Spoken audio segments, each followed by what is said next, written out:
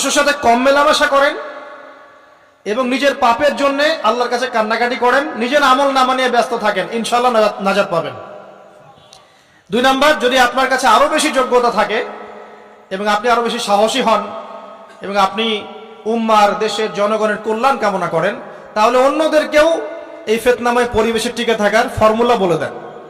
এখানে সবর করেন, আমর বিল মারুফ নাহি আনিল মুনকারের কাজ করেন, আল্লাহ পাক আপনাকে ইনশাআল্লাহ 50 জন শহীদ সাহাবীর নেকি দিবেন। আরো অপশন আছে। কি অপশন? ওই যে আসহাবুল কাহফ কি করেছিল, একটা ফিতনাময় পরিবেশ থেকে নিজেরা আস্তে করে সরে গিয়েছে। যখন আপনি পরিবেশকে পরিবর্তন করতে আর পারছেন না, দাওয়াত দিয়েও কোনো কাজ হচ্ছে না, মানুষ কথাও শুনছে না, জুলুম নির্যাতন বাড়তেই আছে, টিকে থাকা মুশকিল, তখন তাদের হিসেবের দায়িত্ব আল্লাহর উপর ছেড়ে দেন, আপনি ওখান থেকে ডিসকানেক্টেড হয়ে যান। এটা একটা অপশন। এই অপশন বেছে নিয়েছিল ইব্রাহিম আলাইহিস সালাম। তার বাবাকে বুঝিয়েছেন, কাজ হয়নি, চলে গেছেন। এই অপশন বেছে নিয়েছিল আসহাবুল কাহফ। সবাইকে বোঝাচ্ছে, কাজ হচ্ছে না, তার রাস্তায় করে চলে গিয়ে গুহার মধ্যে রাত কাটানো শুরু করেছে।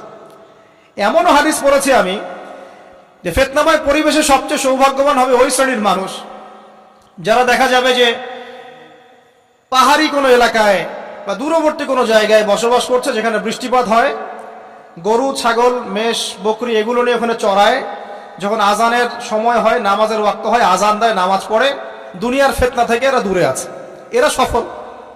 এমনও হাদিস আছে।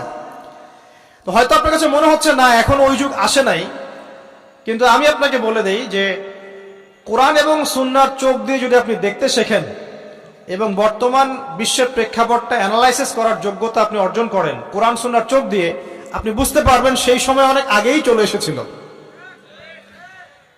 এখন ফিতনা এবং ফাসাদময় এই পরিবেশে আমরা কি করতে পারি, ছোট স্কেলে, বড় স্কেলে না, ছোট স্কেলে। আমি আজকে বড় বিষয় নিয়ে কথা বলতে আসি না, কারণ আমি চিন্তা করলাম যে আসলে প্রথমে যদি ব্যক্তিকেন্দ্রিক বিষয়টা ঠিক না হয়, বড় বিষয় আলোচনা করে কোনো লাভ নাই।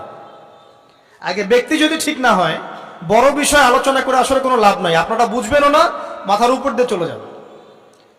এখন গ্লোবাল অ্যাফেয়ার্স নিয়ে কথা বলে খুব একটা ফায়দা নাই আপনাদের। এখন ইকোনমিক পুরো এই সুদভিত্তিক সিস্টেম আপনি চেঞ্জ করতে পারবেন না, এবং পুরো যে তাগুতি ব্যবস্থা আপনি চেঞ্জ করতে পারবেন না। আপনি কি করতে পারবেন? আপনি নিজেকে পরিবর্তন করতে পারবেন, আপনার পরিবারকে পরিবর্তন করতে পারবেন। এতটুকু আপনার পক্ষে এখন পর্যন্ত সহজ, ঠিক না? ঠিক কথা। এটা আপনি এখন করতে পারবেন। তো এটার ফর্মুলা কি? ফর্মুলা ঘাটতে গিয়ে আল্লাহ পাক আমার মাথার মধ্যে একটা হাদিস নিয়ে এসে দিলেন। কারণ আমি বিশ্বাস করি যে আপনারা বলছেন মৌলানা, আল্লামা, আমি আসলে এমন কিছু নই, এই কথাগুলো আসলে আমার সাথে যায় না। আমি নিতান্তই একজন ছোট মানুষ এবং তালেবে ইলম, জ্ঞানের পথের পথযাত্রী। আর আমি তালেবে ইলম হয়ে থাকতে চাই। আমি মুফতি হই, আমি মুহাদ্দিস, মুফাসসির বা এই যে শব্দগুলো আপনারা বলছেন, এমন কিছুই নয়। আসলে কিয়ামতের মাঠে আমি জান্নাতে যেতে পারবো কিনা আমি নিজেই জানি না। যখন কোনো মানুষ নিজেকে অনেক বড় মনে করা শুরু করবে, বুঝে নেবেন সে ইবলিসের আনুগত্য করা শুরু করেছে আর কি। কারণ ইবলিস বলেছিল, আবা ওয়াস্তাকবারা, আমি খলাকতানি মিন নার ওয়া খলাকতাহু মিন তিন, আমাকে সৃষ্টি করেছেন আগুন দিয়ে, আদমকে সৃষ্টি করেছেন মাটি দিয়ে, আমি কেন আদমকে সিজদা করতে যাব? তো এটা ইবলিসের চরিত্র, আবা ওয়াস্তাকবার, সে উদ্ধত হয় এবং অহংকার প্রদর্শন করে। তো আমি মনে করি যে আমি কিছু বলি না, আল্লাহ রাব্বুল আলামিন আমাকে বলার তৌফিক দেন মাত্র, আলহামদুলিল্লাহ। তা আমার মাথায় একটা হাদিস আসছে, সকাল থেকে ঘুরছে। সেটা হচ্ছে, দেখুন, বারা ইবনে আযিব রাদিয়াল্লাহু আনহু থেকে বর্ণিত হাদিসটা আসছে এবং হাদিসটা বিশুদ্ধ। এখান থেকে আমি মূল আলোচনা যাচ্ছি যে একদিন আনসার মানুষদের মধ্যে, আনসার কারা? আমাদের আনসার বাহিনী। আনসার কারা? যারা মুহাজির সাহাবীদেরকে আশ্রয় দিয়েছিল মদিনায়, তাদেরকে কি বলা হয়? আনসার। তাহলে শব্দটা সুন্দর না? তাহলে আমাদের বাহিনীর নামটাও সুন্দর, মাশাআল্লাহ। তো আনসার সাহাবীদের মধ্যে একজন ইন্তেকাল করেছেন, ইন্না লিল্লাহি ওয়া ইন্না ইলাইহি রাজিউন। এখন তাকে দাফন করা হচ্ছে, আর নবী সাল্লাল্লাহু আলাইহি ওয়াসাল্লাম কবরের পাশে চুপ করে বসে পড়লেন। তার বসা দেখা দেখি বাকি সাহাবীরাও তাকে ঘিরে গোল করে বসে পড়লেন। তারা বলছেন আমরা এমন ভাবে এখানে বসেছিলাম যেন আমাদের মাথার উপরে পাখি এসে বসতে পারে, চুপচাপ, কোনো নড়াচড়া নাই। দেখেন রাসূলের সাথে বসার সুন্নত, দেখেন কোরআন এবং হাদিসের মাহফিলে বসার কিন্তু সুন্নত আছে।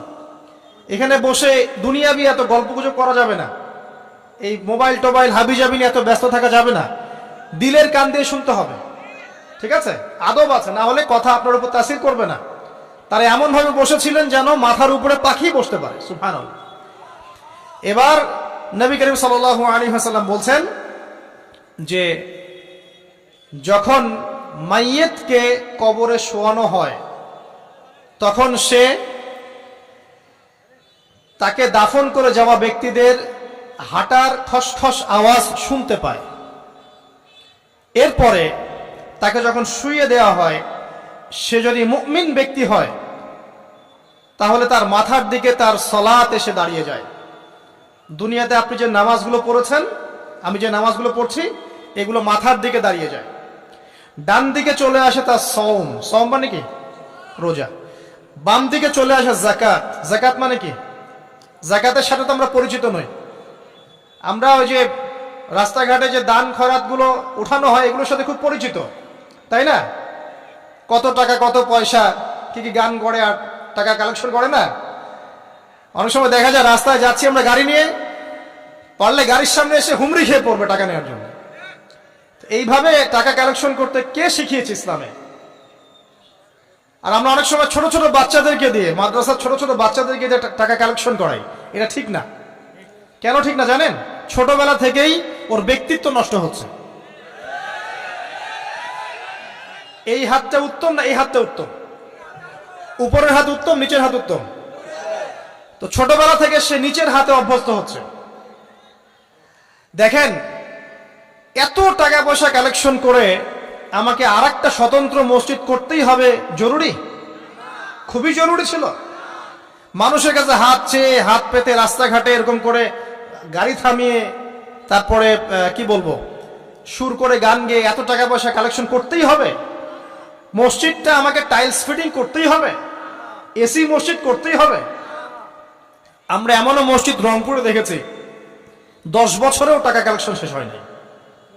10 বছর ধরে কালেকশন হচ্ছে। আমি ছোটবেলা থেকে দেখছি কালেকশন হচ্ছে। কি বুঝলেন? তো এগুলো আমাদের ব্যক্তিত্ব নষ্ট করে। মুসলিমরা উপরের হাতের মালিক। সারা বিশ্ব আমরা একসময় চালিয়েছি। এই পশ্চিমা সভ্যতা আমাদেরকে কি শিখায়? সারা বিশ্ব আমরা চালিয়েছি। এই আপনার উমাইয়া খেলাফতের সময়ও কর্ডোভায় আব্দুর রহমানের যে শাসন ছিল, কর্ডোভা, স্পেন, পর্তুগাল, এই পুরো জায়গাগুলো পশ্চিমা বিশ্বের, এগুলো মুসলিমরা শাসন করেছে প্রায় 500-600 বছর। ইতিহাস তো আমরা জানিও না, পড়িও না, ভুলে গেছে। ইতিহাস পড়তে হয়।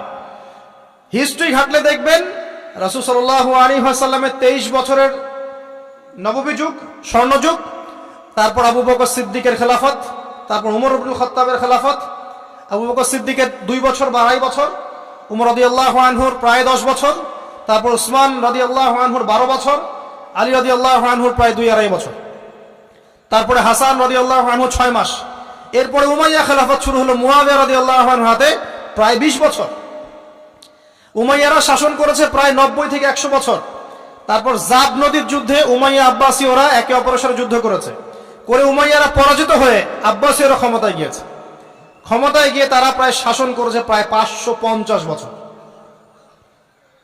এদিকে উমাইয়াদের মধ্যে যারা পরাজিত হয়েছে ওরা চলে গিয়ে কর্ডোভা, আন্দালুসিয়া, ওইদিকে খেলাফত কায়েম করেছে। তারপরে আবার এদিকে ফাতেমি খেলাফত ছিল, উসমানীয় খেলাফত ছিল, তারপরে মিশরে তুলুনি একটা রাজবংশ ছিল, আমাদের সাবকন্টিনেন্টে মোগলরা ছিল, সারা বিশ্বে আমরাই ছিলাম। ইতিহাস তো ভুলে গেছে। তা আমরা সবসময় উপরের হাত ছিলাম, উপরের হাত আমরা দিতাম, মানুষ নিত। আর এখন কি হয়েছে? আমরা এখানে আমরা চাই, মানুষ দেয়। আর ওরা কি এমনি দেয়? ওরা চড়া সুদ দিবে না? ওয়ার্ল্ড ব্যাংকে যান লোন নিতে, চড়া সুদ। মানে এই সুদ শোধ করতে গিয়ে বিভিন্ন দেশ শ্রীলঙ্কা হয়ে যাচ্ছে। সুদ তো শোধ করতে হবে, এমনি তো আপনাকে আর এগুলো দিবে না। তো এই সুদটা শোধ করতে গিয়ে আমাদের জিনিসপত্রের দাম বেড়ে যাবে, তারপরে দেখবেন জনগণের উপর কর বেড়ে যাবে, অনেক প্রবলেম।